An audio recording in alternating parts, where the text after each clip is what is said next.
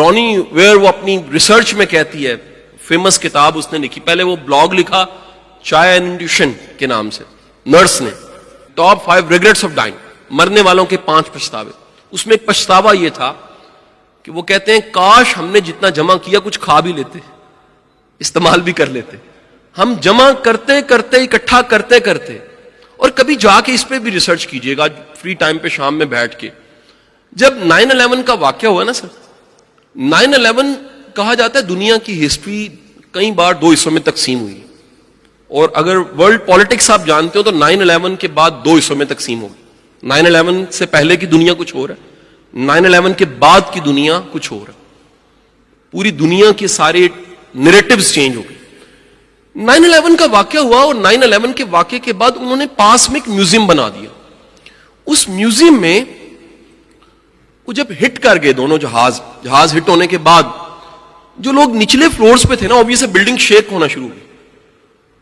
ان کی جو last conversation calls تھی, جن کو شیور شاٹ پتا ہے کہ میں اب یہ بلڈنگ گرنے والی ہے اور میں نے بچنا نہیں, جو مرضی ہو جائے, لاسٹ مومنٹ پہ جو کال تھیں ان کو سیو کر لیا گیا, اور اس کنورزیشنز کو اس میوزیم میں رکھا گیا ہے. کوئی جانا چاہے جا کے سنے ان کنورزیشنز میں کیا ہے. آپ جانتے ہیں کیا ہے کنورزیشن میں؟ پچھتاوے ہیں.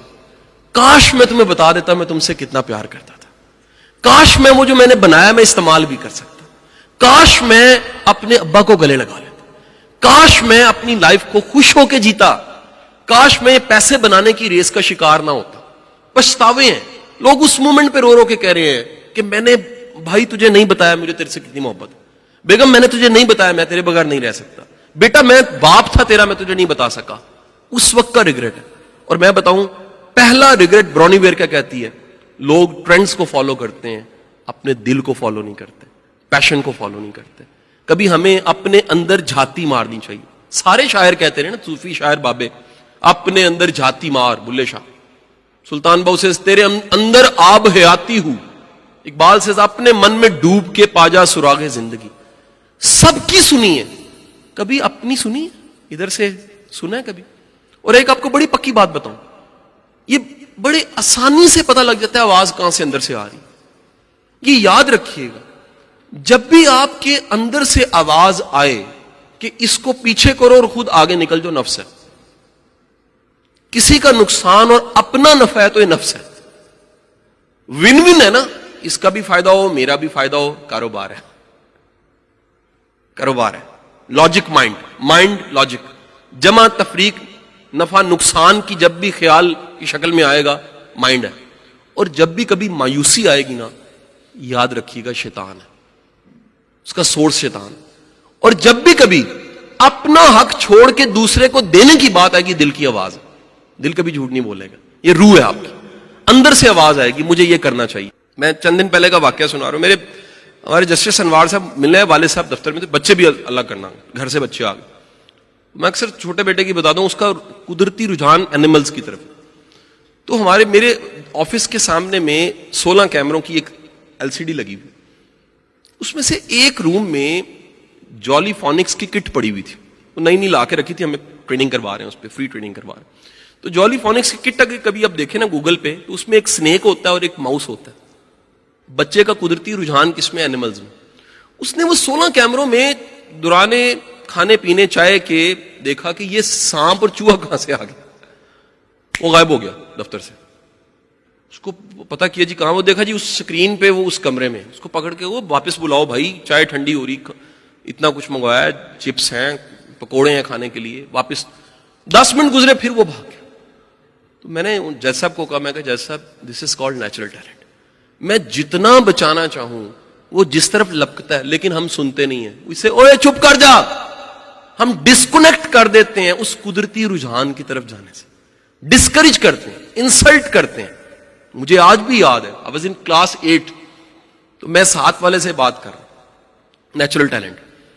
کوئی بات کر رہا, اپنا خواب بتا رہا ہے, ایسے کروں. تو میرے ٹیچر نے پکڑ لی, کیا بول رہے ہو؟ تو میں نے ساتھ ہی اس کا ہاتھ دبا کے کہا, اوے نہ بتا.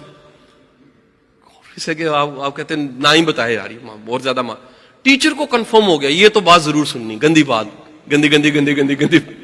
ٹیچر نے 2 اس کو لگائی 2 مجھے لگائی. بتاؤ. ساتھ والا بول پڑا. اس نے کہا یہ کہہ رہا ہے میں بڑے ہو کے کتابیں لکھوں گا. آپ جانتے ہیں پھر اس کے بعد کیا ہوا؟ پہلے 2 پڑھی تھی پھر 10 پڑھی.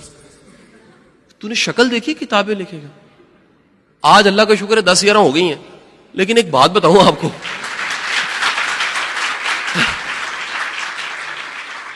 میرے جتنا ڈھیٹ ہو کے 10 لکھ سکتے ہیں آپ. عام طور پہ وہ 10 بندے کو ڈڈ کر دیتی ہیں, خواب کو چکنا چور کر دیتی ہیں. دنیا کا سب سے بڑا ظلم یہ ہے کہ جو جس کا نیچرل ٹیلنٹ ہے اسے وہ ٹیلنٹ چھین کے وہ کام کروائیں جو اس کے لیے وہ بنا ہی نہیں. ایک چیز بنی نہیں, قدرت نے اس کو نہیں بنایا. اچھا باقی سکلز ہیں, میں اس طرح بعد میں آؤں گا.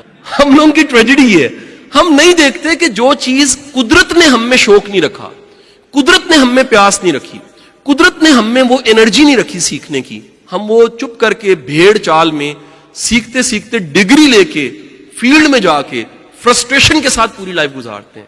ساری زندگی انجوائے کرنا ہے, اس کا بہترین طریقہ ہے وہ کام کرو جو پسند ہے, وہ کام کرو جس میں دل لگتا ہے, وہ کام کرو. پیسے تھوڑے کما, میں آپ کو بتاؤں پیسہ ایک رسک بڑی عجیب چیز ہے.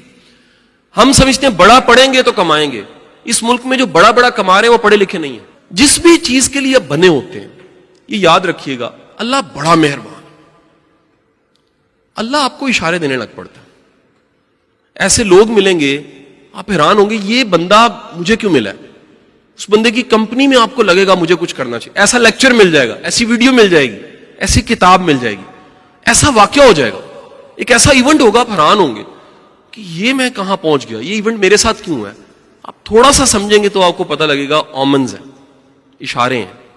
نیچر آپ کو پہلے سے گائیڈ کر رہی ہوتی ہے یہ کام تمہارا نہیں ہے.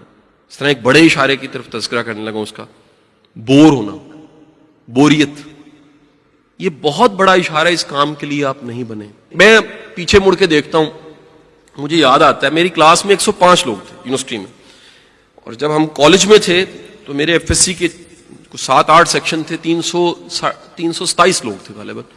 اسکول میں ہم لوگ کو 210 تھے. 210 327 105 یہ سارا سیٹ مجھے آج بھی یاد ہے. ان سب کے سب دوستوں میں سوچتا ہوں مجھے اشفاق احمد صاحب کیوں مل گئے. وہ تو 121 ماڈل ٹاؤن تو سب کے لیے دروازہ کھلا ہوا تھا. وہاں کی نہ ٹکٹ تھی نہ کوئی اس کی فیس تھی, وہاں تو الٹا چائے ملتی تھی, پکوڑے ملتے تھے, کافی ملتی تھی. سب کو پتا تھا یہ زاویہ والا بابا یہاں رہتا ہے. میں وہاں کیسے پہنچ گیا, میں باقی سارے, میں پاکٹی ہاؤس میں کیوں جانے لگ پڑا. یاد رکھیے قدرت آپ کو فیسیلیٹیٹ کرتی ہے, تیار کرتی ہے. کوئی تیاری کا زمانہ ہوتا ہے اور کوئی اس تیاری کے بعد کے وقت میں آپ کو اس کا پے بیک آتا ہے. ایک ہمارے بڑے اچھے رائٹر ہیں, ان کا نام ہے طارق اسماعیل ساغر, آپ واقف ہیں؟ اس سے پہلے ابن صفی کی رائٹنگز ہوتی تھی, جاسوسی کہانی ہے. بعد کے وقت میں طارق اسماعیل ساغر کا بہت بڑا نام ہے. طارق اسماعیل ساغر صاحب سے میری بڑی اچھی دوستی ہے. میں نے ایک دن کہا کہ آج کیا کر رہے ہیں, تو وہ کہتے ہیں یار میں انٹیلیجنس پڑھا رہا ہوں کسی ادارے میں. میں کہا سر وہ کیسے پڑھا رہے ہیں؟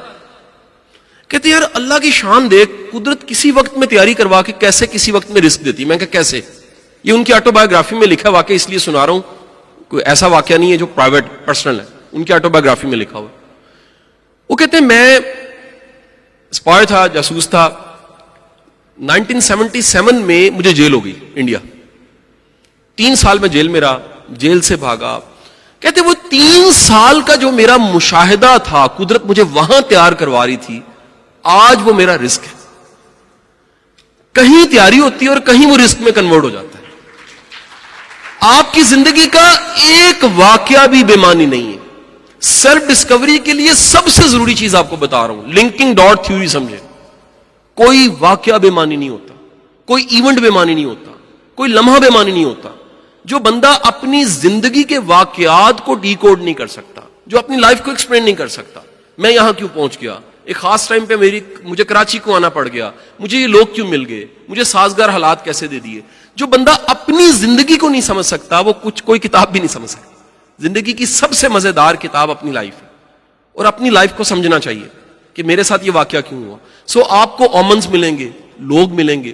سب سے بڑھ کے یہ بڑا کلیئر سائن بتا رہا ہوں, اللہ اس کام کو آپ کے لیے آسان کر دے گا. یہ سب سے بڑی کرم نوازی رب کی.